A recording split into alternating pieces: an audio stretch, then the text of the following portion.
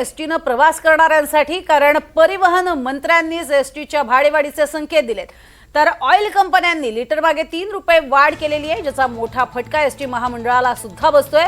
दरवाढीनंतर एसटीला 33,70,000 रुपये जास्त मोजावे लागतात। जर एसटीला विशेष सवलत मिळाली नाही तर एसटी दरवाढ अटळ आहे, असं मंत्री प्रताप सरनाईक यांनी म्हटलेलं आहे। एसटीला विशेष सवलत द्यावी असं पत्रच मुख्यमंत्र्यांना पाठवणार असल्याचंही सरनाईकांनी सांगितलंय। मात्र विशेष सवलत न दिल्यास एसटी भाडेवाढ करावीच लागेल असंही त्यांनी स्पष्ट केलंय। एकीकडे इंधन दरवाढ जसा मोठा फटका आहे एसटी महामंडळाला बसतोय आणि त्यामुळेच दरवाढ अटळ असल्याचं त्यांनी म्हटलेलं आहे। मात्र सरकारकडनं जर या संदर्भात काही मदत मिळाली तर मात्र दरवाढ होणार नाही असंही त्यांनी म्हटलेलं आहे। या दरवाढीचे संकेत त्यांनी दिलेले आहेत, मात्र दुसरीकडे त्यांनी पत्रही त्या स्वरूपाचं सरकारला दिलेलं आहे।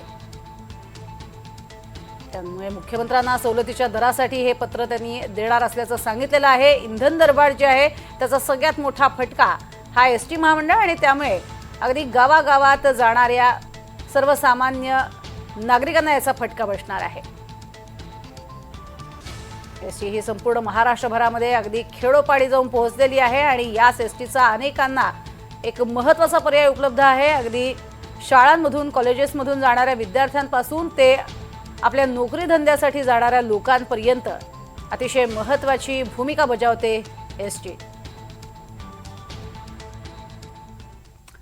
तर डिझेल दरवाढीचा परिणाम म्हणून आपल्याला पाहायला मिळते की प्रताप सरनाईक यांनी वर्क फ्रॉम होमचा विचार असल्याचं म्हटलेलं आहे। गरजेच्या अधिकाऱ्यांनाच बोलवा अशाही त्यांनी सूचना एमडींना केलेल्या आहेत। शासकीय कर्मचाऱ्यांसाठी घरून कामाची शक्यताही त्यांनी वर्तवली आहे। डिझेल वाढ पाहता आम्ही वर्क फ्रॉम होम बाबतही विचार करतोय असं विधानच प्रताप सरनाईक यांनी केलेलं आहे। त्यामुळे आता वर्क फ्रॉम होम लागू होण्याची शक्यता आहे। गरज असलेल्या अधिकाऱ्यांनाच बोलावलं जाईल, अन्यथा घरूनच काम करता येऊ शकतं का हे देखील तपासलं जावं अशा सूचनाच एमडींना प्रताप सरनाईक यांनी केलेल्या आहेत।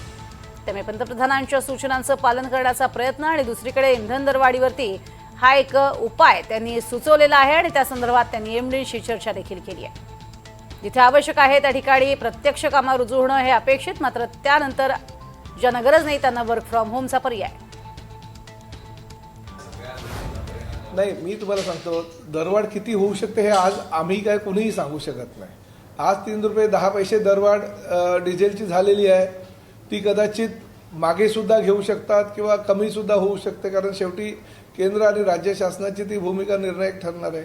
उद्या 3 रुपये 10 पैसे झालेली जी दरवाढ आहे ती अजून 10% जर वाढली, अजून त्यामध्ये जर काय वाढ झाली तर मग आम्हाला दरवाढ सुद्धा अजून मोठ्या प्रमाणात करावी लागेल। त्यामुळे ह्या सगळ्या पार्श्वभूमीवर 10 ते 12 दिवस थांबून 30 मे पर्यंत ह्या बाबतीतला काही निर्णय होतो केंद्र आणि राज्य शासनाचा हे बघूनच आम्ही पुढील महिन्यामध्ये दरवाढीचा निर्णय घेणार आहोत।